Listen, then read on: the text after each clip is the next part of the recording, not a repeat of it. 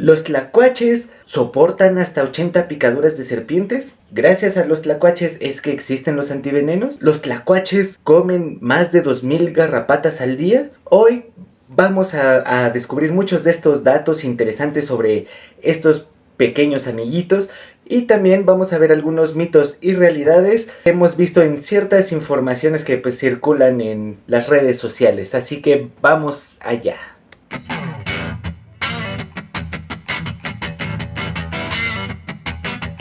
Seguramente te has encontrado con estas imágenes o alguna similar donde se pretende concientizar a la gente sobre no maltratar a los tlacuaches y los beneficios que ellos nos brindan. Y si bien la causa es noble y estamos de acuerdo en ayudar a su conservación, estos posts están llenos de desinformación. Es por eso que en este video vamos a ver punto por punto las realidades sobre los que nos están diciendo estas imágenes y saber así un poco sobre estos amiguitos, sus principales amenazas, cómo podemos ayudar a su conservación, y como siempre podrás consultar las fuentes abajo en la descripción. Esto para tener todo claro y que no nos tome un poco por sorpresa cuando veamos alguna información sensacionalista o errónea que podamos encontrar en nuestras redes sociales. Algunos puntos son verdades a medias y otros están completamente equivocados.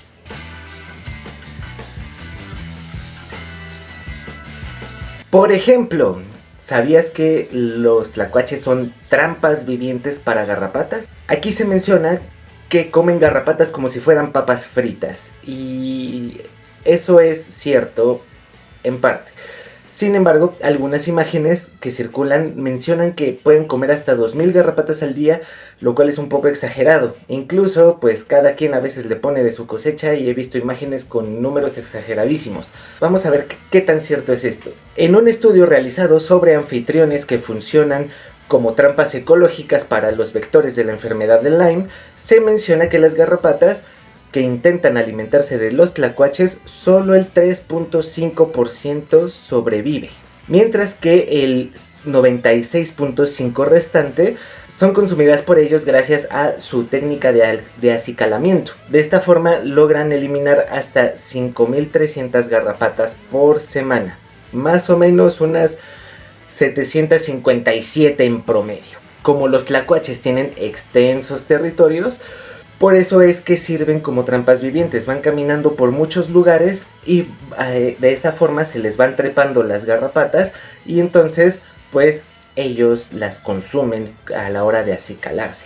De esta forma ellos dan un gran servicio ecológico de control de plagas en esa área en la que se mueven.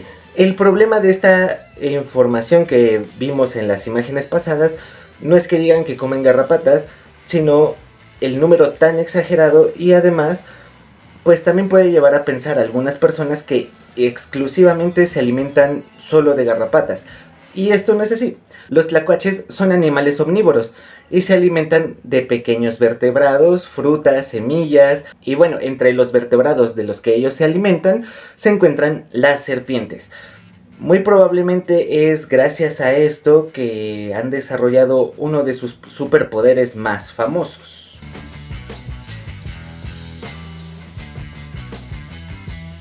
Así es, los tlacuaches son inmunes al veneno de algunos, y enfatizo algunos, ofidios, o sea serpientes. Se ha probado que son inmunes a los efectos de algunos vipéridos, como víboras de cascabel, nauyacas, etc. Recordemos que los vipéridos son la familia de las víboras.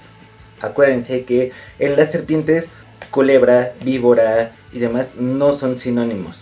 Estos términos se refieren a las serpientes de determinadas familias. Por ejemplo, las víboras o vipéridos son serpientes de la familia Viperidae. Las culebras son serpientes de la familia Colúbride. Y por ejemplo también están los elápidos, que son serpientes de la familia Elapide. Las serpientes de importancia médica, o sea que su veneno puede comprometer la vida y la salud humana seriamente, son aquellas que son de la familia Viperidae y Elapide, o sea, víboras y elápidos.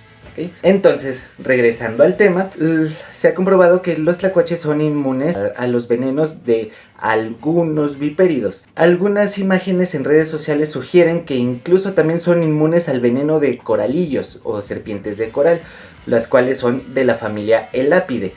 Pero si bien puede ser probable, esto aún está en duda, ya que la composición de los venenos entre los vipéridos y los elápidos es bastante diferente. Incluso entre especies el veneno se diferencia mucho, ya que este se especializa en el tipo de presas que hay disponibles y adecuadas para cada especie de serpiente en su localidad. E incluso hay algo muy interesante, y es que incluso entre miembros de serpientes de la misma especie, si una se encuentra en una localidad y otra serpiente se encuentra en otra localidad, aunque sean de la misma especie, pueden tener composiciones de veneno diferentes, porque la disponibilidad de presas cambia, no son las mismas presas en una localidad que en otra, así que el veneno se adapta. Entonces, incluso entre miembros de la misma especie, el veneno puede ser distinto. Y bueno, muchos no lo saben, pero algo muy interesante que tienen los tlacuaches es que les gusta suscribirse a mi canal, ya que a ellos les gusta mucho informarse, el chisme y sobre todo dejar el mundo mejor de como lo encontraron. Así que si tú eres como el tlacuache, pues suscríbete y bueno, continuamos. Aunque los tlacuaches pueden ser inmunes al veneno de algunas especies de serpientes de importancia médica, decir que pueden soportar más de 80 mordidas es demasiado. En primera, no existe un reporte o algún estudio científico en el que por alguna extraña razón se haya expuesto a un tlacuache a tal número de mordidas de serpiente venenosa. Incluso el número varía dependiendo de dónde veas la imagen. He llegado a ver imágenes que dicen que pueden soportar hasta cientos de mordidas. Y bueno, incluso para un tlacuache tal cantidad de veneno en su sistema sería demasiado. Y es por eso que también se puede llegar a pensar que los sueros antiofídicos, es decir, antivenenos contra el envenenamiento provocado por serpientes de importancia médica, son producidos gracias a los tlacuaches. Pero, ¿esto es verdad?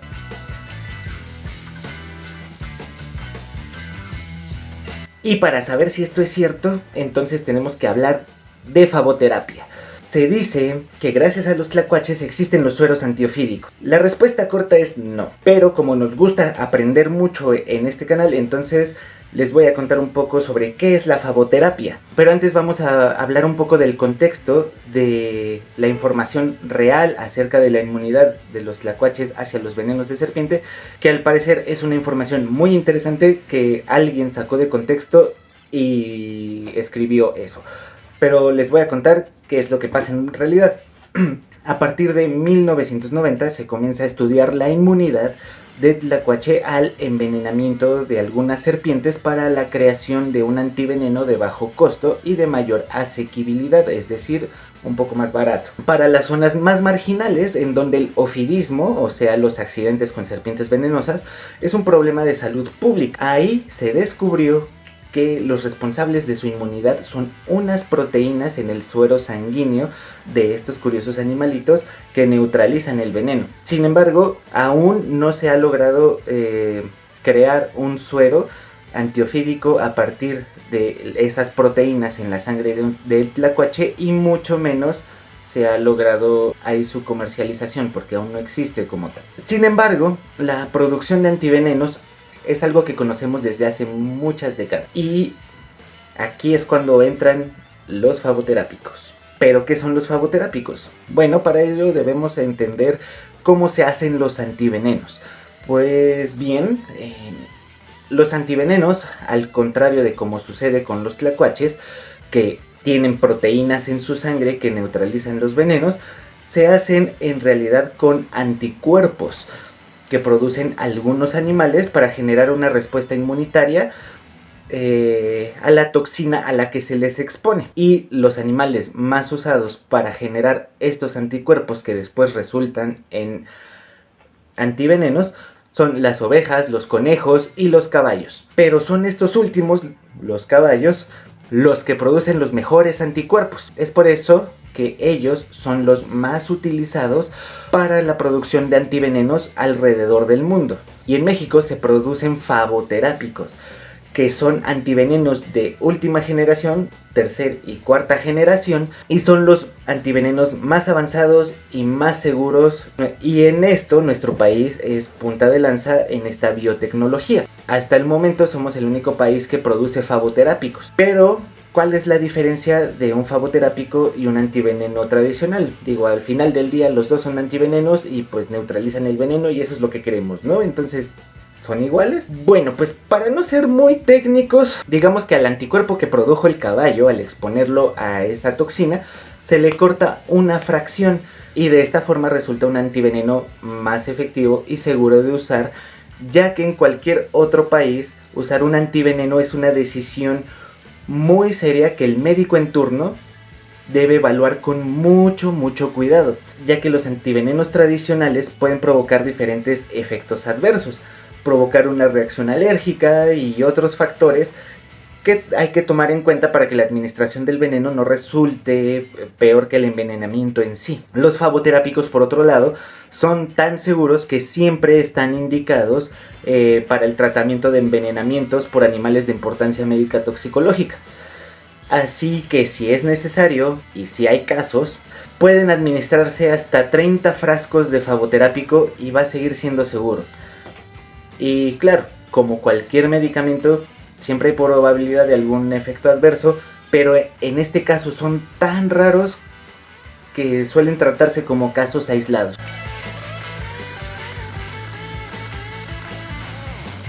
En México, los favoterápicos que se producen son antivipmin para accidentes ofídicos con vipéridos como serpientes de cascabel, nauyacas, cantiles, etc. Coralmin para accidentes ofídicos con coralillos. Aracmin Plus, el cual se utiliza para el atrodectismo, es decir, el envenenamiento producido por especies de viudas negras. El Reclusmin, que es un antiveneno de cuarta generación para el loxocelismo, es decir, el envenenamiento producido por arañas violinistas. Y por último, Alacramin, que es para el escorpionismo o alacranismo, provocado por alacranes de importancia médica de México, es decir, las especies del género Centruroides.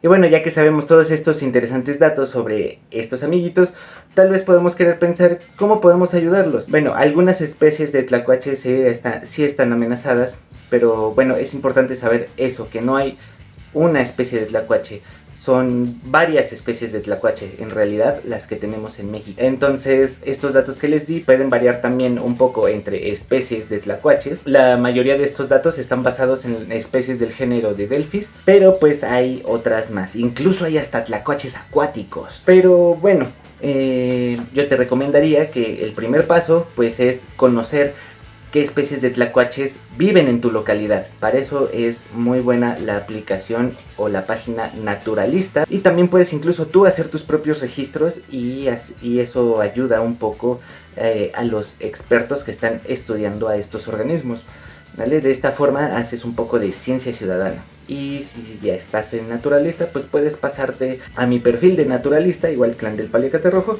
y puedes ver ahí los bichillos que a veces, de vez en cuando subo. Otras acciones que nos pueden ayudar a conservar a nuestros tlacuaches es primero conocer cuáles son sus principales amenazas, que son la gente que los maltrata por ignorancia o por miedo, ya que al ser una especie sinantrópica, es decir, que se adapta fácilmente a ambientes modificados por el ser humano, es muy fácil encontrarlo paseando por nuestras casas y entrar en contacto con las personas. Entonces, muchas veces los confunden con ratas o simplemente porque es un animal que pues, se metió a la casa, pues ya por eso hay que hacerle daño, y pues no. Otra de sus amenazas son la fauna feral. ¿Qué es la fauna feral? Recordemos que la fauna feral es básicamente animales domésticos que se asilvestraron, ¿no? Por estar en vida libre, por así decirlo.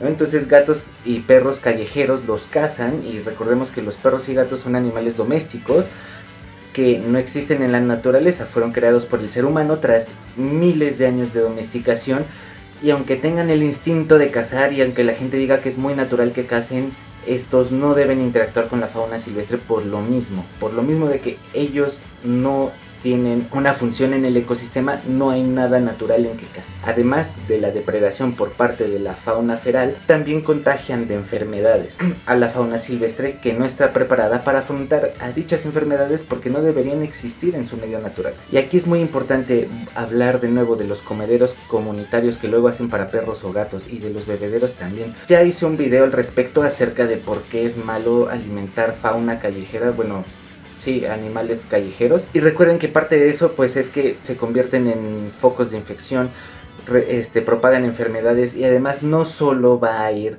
los perros y los gatos a comer de ahí, también van a ir cucarachas, van a ir ratas, etcétera, que también van a dejar sus propios microorganismos y sus propios patógenos, y además también atraen a fauna silvestre.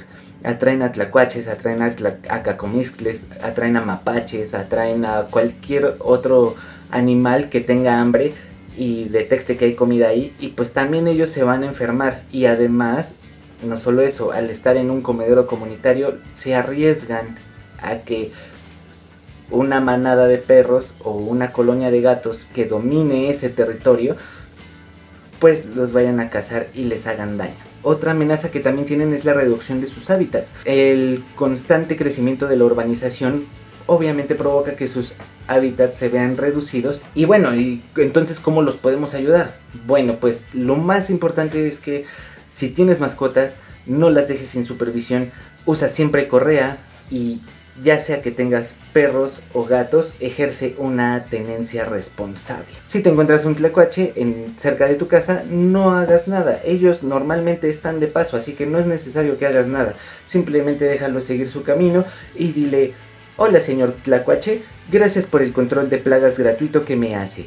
Es usted muy amable. Entonces, es muy raro que un tlacuache se quede en una casa, ¿no? Lo más seguro es que anden de paso nada más. Sin embargo, si te llegas a encontrar a una cría o por alguna razón un tlacuache anidó en tu casa, lo que debes hacer es llamar a Profepa, a Propaem o algún profesional de vida silvestre que te pueda ayudar, ¿vale? Recuerda que no se debe rescatar fauna silvestre quedándosela en casa. Esto es un delito y se considera tráfico ilegal. El conocimiento elimina el miedo y la ignorancia y lo convierte en admiración. No podemos conservar lo que no conocemos. Por eso lo primero que les dije en cómo podemos ayudarlos es: conoce a los tlacuaches de tu localidad. Y bueno, también informarse con expertos y profesionales en el tema. La información que nos encontramos en redes puede ser muy atractiva, pero con regularidad es fácil encontrarse con mucha desinformación. Recuerda que los profesionales que estudian la vida, como biólogos, veterinarios, ecólogos, etcétera, son los que tienen la última palabra. Y bueno, si tú eres un entusiasta de la vida silvestre, recuerda siempre observar a los animalitos desde una distancia segura, tanto para ti como para el animalito. Y ya, una vez dicho esto, pues muchas gracias por ver. Compártanlo con alguien a quien le gusten mucho los tlacuaches y a quien no también. Además, así también les agarran cariño. Todos amamos a los tlacuaches gritones, cómo no, pero sobre todo deja el mundo mejor de como lo encontraste. Hasta pronto.